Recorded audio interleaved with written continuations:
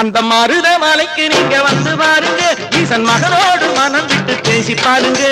தீராத வினைகள் எல்லாம் தீர்ந்து போகுங்க, சத்தியமா சொல்லுறேன், தீராத வினைகள் எல்லாம் தீர்ந்து போகுங்க.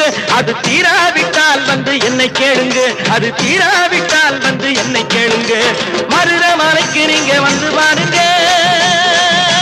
மருதமலை முருகனுக்கு, மருதமலை ஆண்டவனுக்கு, மருதாச்சலமூர்த்திக்கு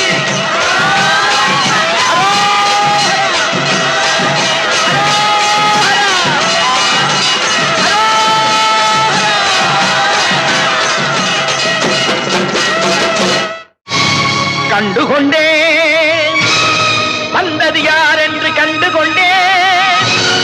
வண்ணமயில் வடிவில் இங்கே